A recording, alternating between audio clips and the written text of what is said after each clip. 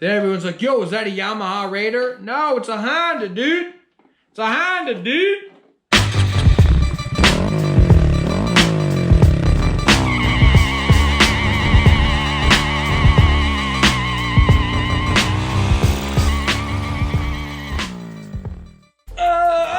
What is up, YouTube? It's your boy, the Valid Grammar. Here we are with another episode. Thanks to everybody again who has subscribed to the channel. Last week I did a Q&A type deal. Asked and have anybody ask any questions. I'll try to get back to you the best that I can. It's hot as balls out here. From my boy Tim Gibson in the comments. He says, need your advice. I'm 6'4". I'm looking for a bike that can be comfortable and stretch out on.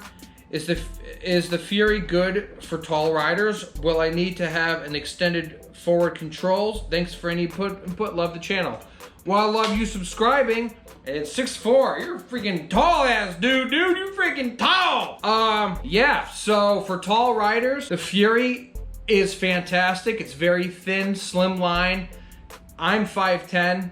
I mean, obviously you're taller than me, but my brother is 6'2". And he rides the Fury from time to time, but he also rides a Yamaha. His bike is a Yamaha Roadstar Warrior, which I happen to have right here. That bike has forward controls right here. It sits pretty far back and the handlebars are pretty wide. That is 102 cubic inch, about 1700 cc's. The Fury is 1300 cc's. The issue with taller guys is, or gals, depending on your rider experience, in order for you to have a bike that fits comfortable, you need a larger bike. A larger bike would require a larger displacement. So you'd have to pick a motorcycle that you would feel comfortable on, but you don't want to feel like a giant riding a little tiny bike, kind of like what I am on my Grom. But the Fury and the Roadstar Warrior are pretty long bikes. The Fury is one of the longest bikes out there. Another example, a sister bike, if you will, with the Fury is the Yamaha Raider. It's similar in like looks and design. It's often confused with being a Fury, but yeah, Kawasaki Vulcan 900. The Vulcan 900 is a little bit smaller, but it still has forward controls, and that would be a suggestion too. So you want to have something that has power that can move you, but nothing that will whip you too crazy. Like the Yamaha, the Roadstar Warrior here, that has about like 95 foot-pounds of torque. I mean, it sucks your eyeballs in when you hit the throttle. Even I, with my experience, you just kind of pull your knees together and hold onto that tank. And that thing wants to pop wheelies and just rip. That's a lot of torque, especially for somebody who's just starting out. So again, I don't know your riding or experience, but you would want something, I would say, around 1,000 or more cc's. Me, I love the Fury. And they do make forward controls. It is expensive. Accutronix is the company. I could put a link down below to kind of show you what they have. You can buy their products at multiple stores, but that's gonna run you around $1,000. It's pricey. They look awesome. I thought about doing it on the Fury for myself just because it's something different. Yeah, with the price point and my comfort, like I said, I'm 5'10", so even if I put it out, I think for me, at being 5'10", that's a little bit further out than my feet could actually go or that I would feel comfortable on. But that would be an excellent choice for you. Honda Fury, a Yamaha Raider, Kawasaki Vulcan 900, maybe a Yamaha Roadstar Warrior, or if you're looking for like a larger cruiser, Suzuki Boulevards.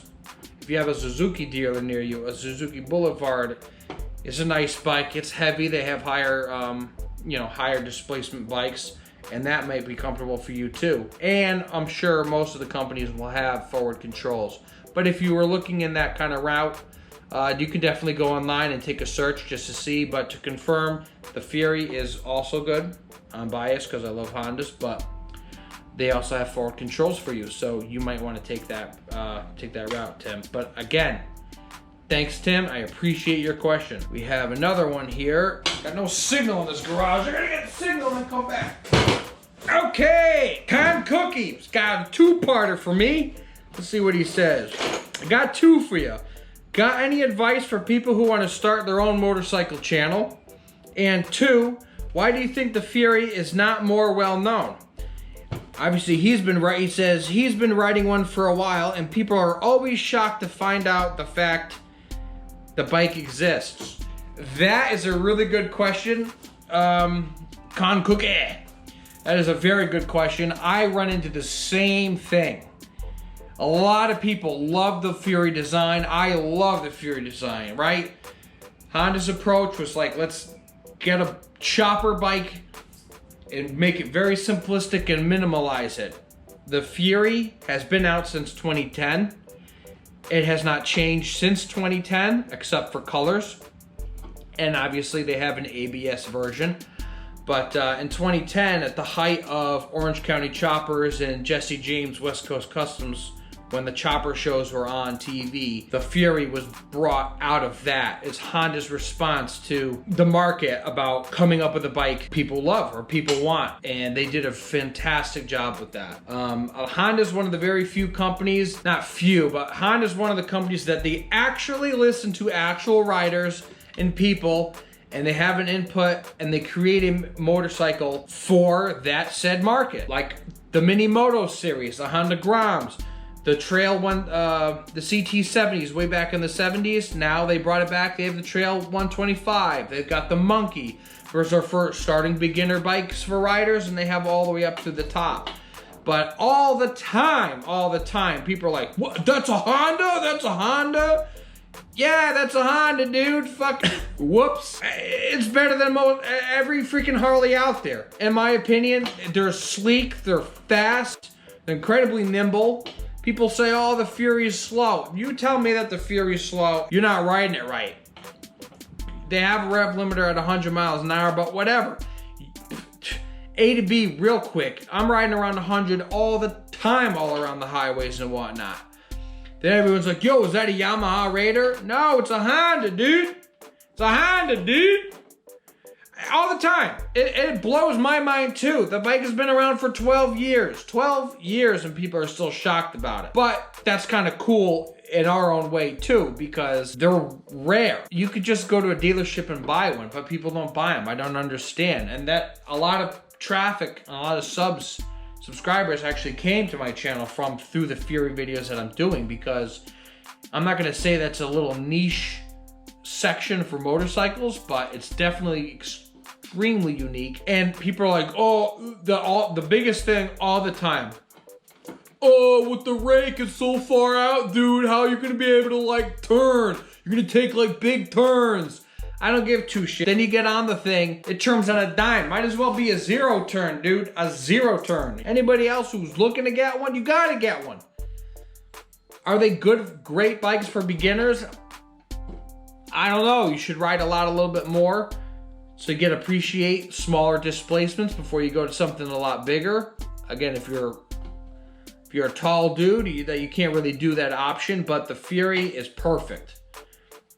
I wouldn't say for a beginner bike, but for tall rider beginners or people who are been around bikes for a while, it's very unique. It's extremely well balanced.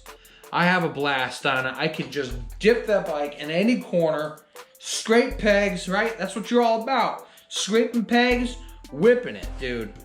It blows my mind that not a lot of people know about it, but it is what it is, I guess. It's good for me because it's unique, and it's always a good conversational piece when you come across other riders.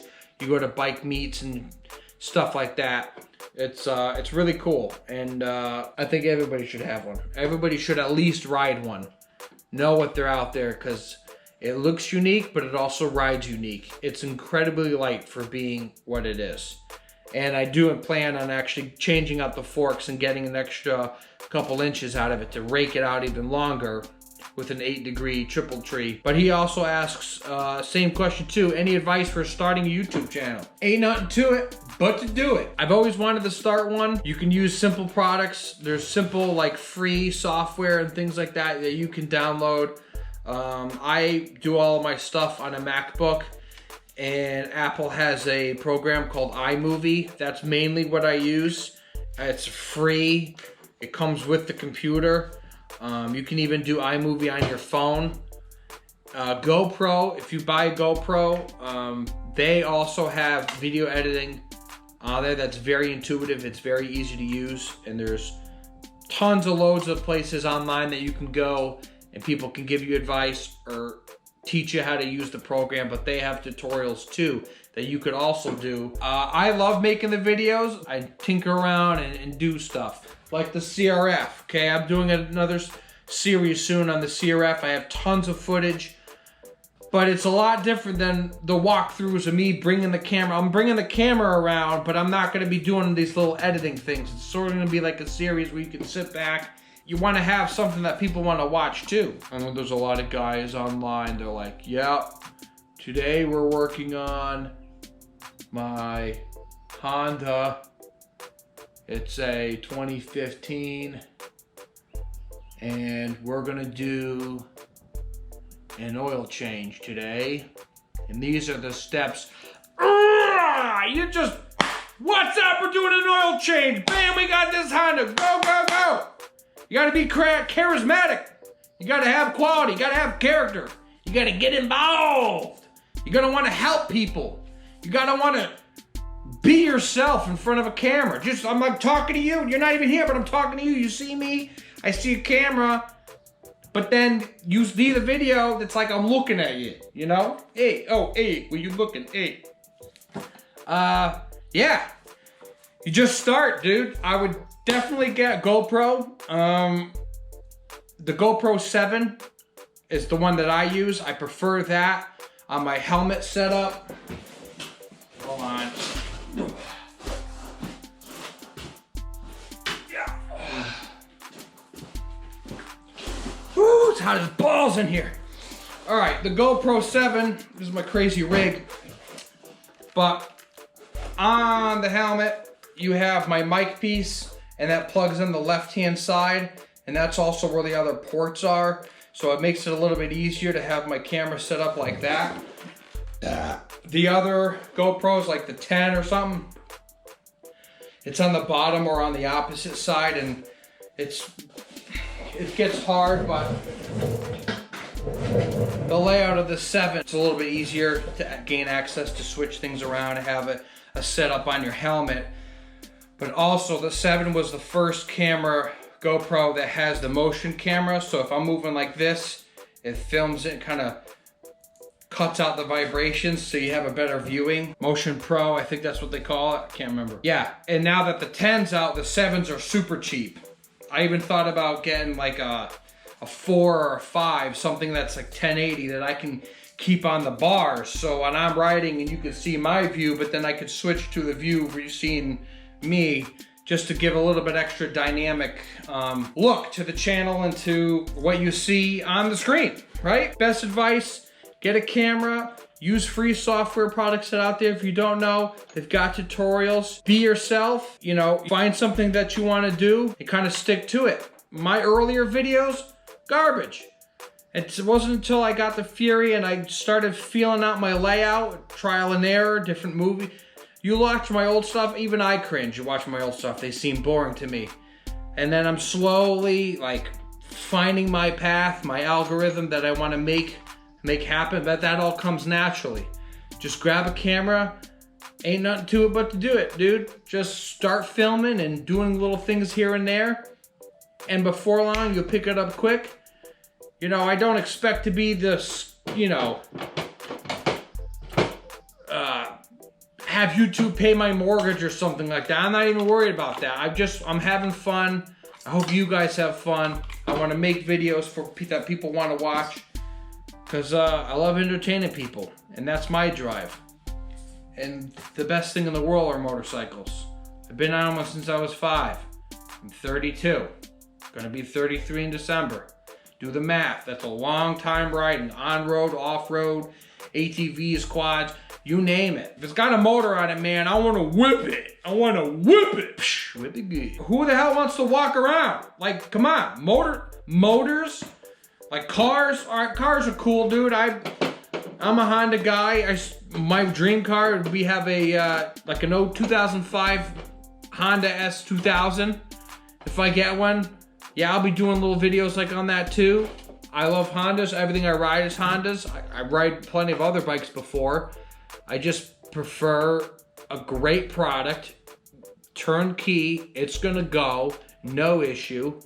Grab your bike, grab a camera, and just, you gotta start. Make something. Anything. It may be stupid to some people. Doesn't matter. If you have the drive and you want to make something, make it. Put it out there. Show the world. We're in the age of creativity. You can make whatever you want to make. You can go wherever you want to go. That's it. That's the freedom of the road. You know what I mean? There's no screen. Everybody's like on their phone and in a car with a cage with the windshield going, and there's always a window. That's the best part about the motorcycles. It's the freedom.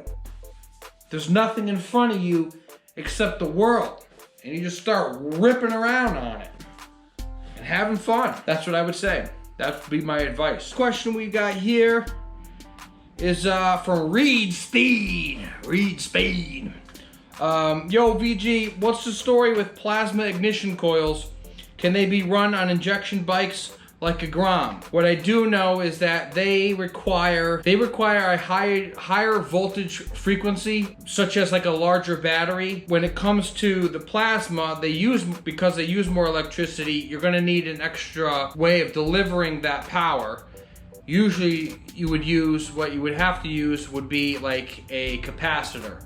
Much like your car, when you're having your subwoofers, right? The power going from the battery, obviously you have an amp, and then the amp sends that signal to your subwoofers, like in your car.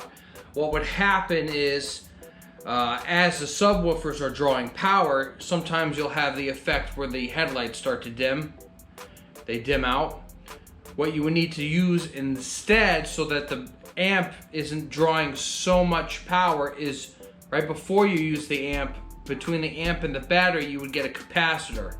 A capacitor will load itself up, hold an electrical charge from the battery, so when the amp does use that signal to power the subwoofers, it takes power from the capacitor first before the car battery, thus eliminating that drawn power.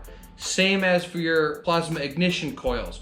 It's gonna pull larger power source from the battery. You would see cars would have plasma coils. I haven't seen a plasma coil set up on a motorcycle. I would assume it wouldn't be the absolute best, just because the batteries themselves on the bikes are so small that if the plasma was going to cause a larger draw, you might have the same effect. You might have a loss of electrical. The stators on the motorcycles may not be enough to handle that draw, to feed the battery enough to have that draw for ignition. The benefit of having a plasma is you're using a larger, hotter spark. You're creating more power, more combustion in the cylinder. It makes you run better, have it go faster. But you would get a similar effect if you would just use iridium spark plugs, in which I've switched over my bikes to iridium spark plugs. They create a hotter spark, more precise than a typical copper top. I also made a video on iridiums. I put them in the Fury. If you watch that, I have a comparison to show between your copper top standard plugs and iridium plugs. More spark, you might have a draw in power, and I don't know if the motorcycle batteries would be able to handle something. Koso, the company, K-O-S-O, especially for the Grom, they make larger fuel injectors, larger ignitions, and thicker, larger ignition cables. Rather than going plasma and then having additional wire or capacitor or something of that nature, I think it would be better and there's more support on it if you follow through Koso. They even do their top ends on the Grom. Instead of 125, you can boost up to like a 180 type deal or a 160 cc. But they have it a whole setup. I would stick to Koso if I was going to do any engine mods. I wouldn't go with plasma, but that's as far as I know with that. I hope I answered what you were looking for. Is it possible? Sure. Have I done it or seen it? I have not.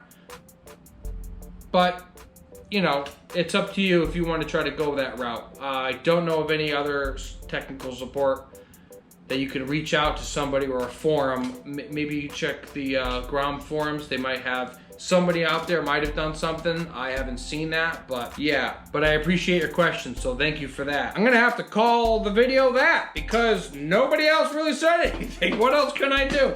There wasn't too many comments. But I appreciate everybody who submitted, and I hope that people got learn a little bit more about me and how things are. I try to put videos out on Sundays, and you ain't kidding, people quit their jobs to do YouTube full time. It's like impossible. I'm working overtime and everything else, so just trying to make a video, try to find time to sit down and edit and film. Filming, the editing process takes longer than the actual video. But it's okay, because people like it, and I have a story to tell, and I'm telling it. The best thing is word of mouth. If you like my stuff, hit the like button, hit the subscribe, tell your friends, tell your family. I'm telling you. Blow it up, man. We got the world to share. We got to share our rides. We got to go out there and have fun. 'Cause that's it. There's nothing else to life. Born, ride, I don't know what to tell you. But anyway, I got nothing more for you. Catch you on the flip side.